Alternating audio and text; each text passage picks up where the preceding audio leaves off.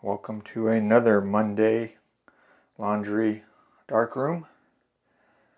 This image here is the one we're going to print for this print session. I'm getting started really super late, so I'm probably not going to be able to do much.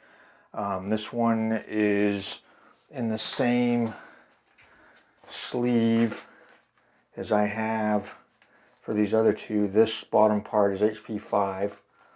And this top part is T-Max 400.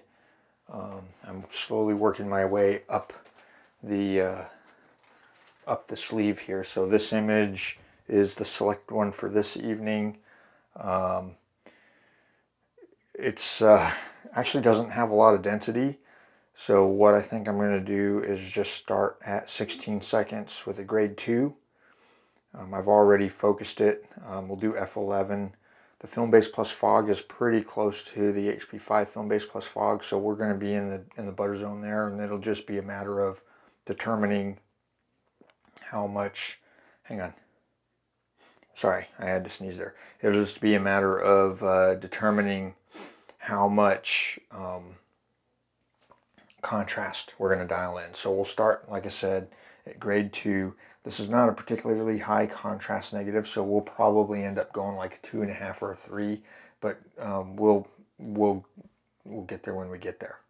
Anyway, yes, so this is the negative we're printing. Again, this is my youngest. I've got a whole bunch of absolute favorite photos that I've got scans of that I totally love, but I don't have any actual analog prints of. So anyway, that's the photo, and we'll go ahead. Let me bump up the exposure. There we go. We'll go ahead and get started. All right, as usual, we're working through our box of Ilford multi-grade RC. It's the new version 5. I have a box of 100 sheets of 8x10. And we've used a handful of the sheets. So I've got some 11x14s that are coming in, but it's not here yet. So we're working through the box of 8x10s. All right. Okay, this is grade 2. 1, 2, 3, 4, 5, 16 seconds, grade 2, F11. Let's see what we get.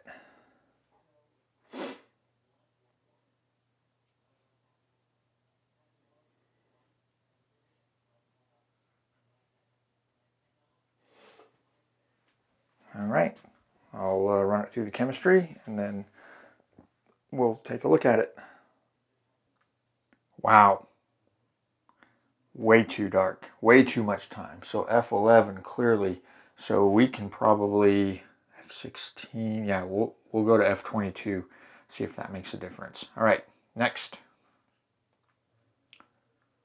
Okay, so this was my lens actually only goes up to F16, so I went to F16 and 10 seconds, and it's still too dark. Now I could cut the exposure time down again, but in all honesty, I like to have my exposure time right in the 10 to 20 second range, because if you want to dodge and burn or do anything like that, you have enough time to do it.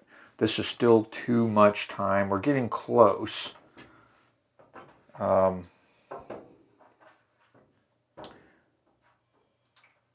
a spot? I need to maybe cut the negative or whatever. Looks like there might be a scratch on there too. Darn it. Anyway,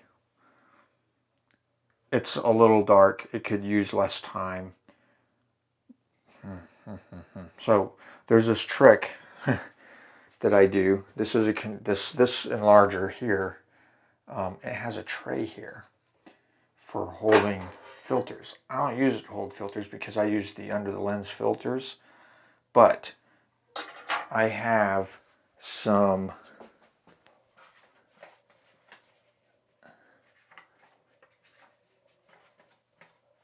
see if I can get it. Come on. I have some frosted diffusion material that goes right in that filter holder like that. And what that does is dramatically cut down the amount of light. So if we leave everything else the same, and it's above the negative, there we go, it's above the negative. So if we leave everything else the same, I'm going to end up with a lighter negative. I can actually show that. So let me finish cleaning, or let me finish fixing this one and wash it, and then I'll make another exposure and we'll look at the difference. There's a spot or something on there. Let's see, that is potentially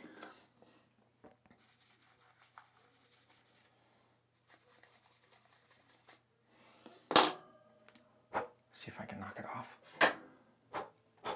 All right. So everything else being equal, you'll see the difference in exposure between the two. All right. Okay. Everything else being equal, putting that diffusion in above cuts the light down enough that I can now start opening the lens back up from f/16 and get it into a reasonable range. So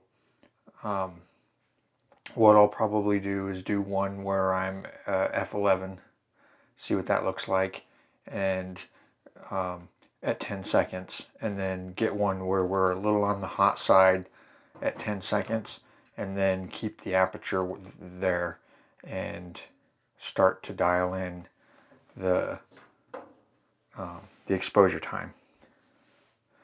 But yep, there it is. Pretty big difference. We are getting some density, but not nearly enough. All right. Okay, that is f11. So we went up at 10 seconds. So we went from f16 to f11. We kept the time at 10 seconds. Still not enough, although interestingly,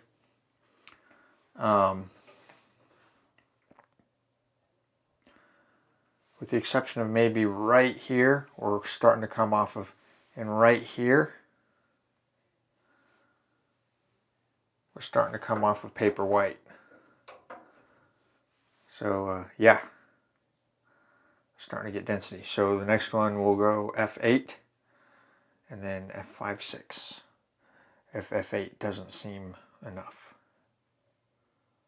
Okay, so this is exactly about where I want to be. Maybe a third of a stop less exposure. All of the highlights are now well off of paper white. I kind of want it to be a little bit brighter, but you'll notice because this is such a low contrast negative, and even more low contrast because the effect of adding that diffusion turns this from a condenser enlarger to a more of a diffusion enlarger. It makes your light source much more diffuse and much less of a point light source, and so your paper grade, your contrast changes as a result. So our highlights are a little on the dark side, so I'm going to go back to f11 and then 16 seconds instead of 10 seconds. So we'll basically take a third of a stop out effectively, and of exposure time out, and that way that will brighten up this area here a little bit, and this area this highlight area here, and here on his cheeks. And then what we're going to do, since the background of this is basically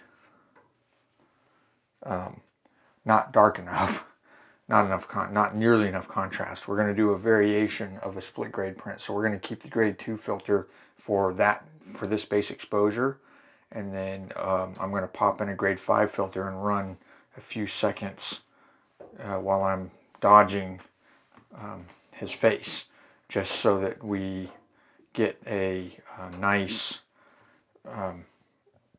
grade 5 on the darker areas, just to kind of pull some contrast in there and make him pop out from the background more. I don't necessarily want to add more contrast to his face because I want it to be nice and soft, but overall it's definitely needs more contrast. We can also just change the grade from a grade 2 to a grade 2.5 or a grade 3, and I might actually, you know what, that'll make it easier. Let's just do that. We're about where I would like to be. We'll leave the time the same and the exposure the same, and we'll go to a grade 2.5 and look at the difference. Okay. All right, starting to get there. So this is grade 2.5, 10 seconds, F8. So everything is the same as last time, except we went from a grade 2 to a grade 2.5, and it's starting to look pretty good. It's not going to be super sharp or anything like that. I don't remember what lens this even was, or even what the focus was. It was, you know, I mean, you can tell just from the depth of field, his ears are out of focus and his face is relatively in focus. His mouth is more in focus than anything. So it was, you know, basically shot wide open. I think it was a 50 mil lens. I was shooting at f1.8 or f2, something like that. Or maybe it was the 40 mil that I was shooting at f2.8. I don't remember. But yeah, I'm not expecting it to be super sharp, but I am expecting a whole pile of tones, and I want my darks to be dark, and that is a pretty dramatic difference from grade 2 to grade 2.5. So yeah, I might bump it to grade 3 just to see, and add a third of a stop, because it looks like we're losing a little bit tonality here on the nose and right in here. So that should be interesting. But we're past midnight, so I don't know what I'm going to do just yet. Anyway. Oh, my battery's about to die too, so I got to change the battery. Whoa! I did something wrong, because that went from to way too dark. F8, 13 seconds, grade 3. Huh. Alright, let's do 10 seconds. Great. 13 seconds is only adding a third of a stop. There's no way a third of a stop. Maybe it was the grade 2.5 to grade 3 that was the big difference, which is weird. Okay, let's do 10 seconds at grade 3 and see what that looks like. Okay, so the difference in contrast between a grade 2.5 and a grade 3 is pretty dramatic. Like, whoa, I really kind of want something in between those two. I really like how this darkened up. So this is 10 seconds, grade 3, everything the same. All I did was go from grade 2.5 to grade 3. And I gotta say, yowza, that's a really big difference in contrast. It seems a little darker too. This area here is, just looking at it, well off of paper white. I am using an older set of filters, so it's possible, just based on which filters are used most frequently, my exposure time, which is supposed to be the same, may in fact actually be different between the filters, just because based on which filters are used most frequently. So anyway, contrast wise, this is about what I want. A little bit less contrast, but I'm going to have to call it for this print session because it's well after midnight and I have a really early meeting tomorrow. So I've got to get everything cleaned up still. And this has turned out being not as good of a negative as I remember. There's a big scratch running right down here. You can actually see it as you jack up the contrast. Yeah, you can see it right there. And there seems to be a whole pile of dirt or something that got on the negative. I've taken the negative out and cleaned it several times trying to get rid of the specks on the right hand side here. And I don't know what is going on with this negative. I have a really pristine scan of it when I first took it, so I'm not too broken up about having these. And truth be told, if this is hanging on the wall, no one's going to notice that. I am going to do one more print because I'm cutting his head off here. The negative shifted, so I'm going to do one more print and then call it. But we're not going to record that because it'll look the same. So that will do it for this print session of Laundry Darkroom Prints. I will see all of you next week.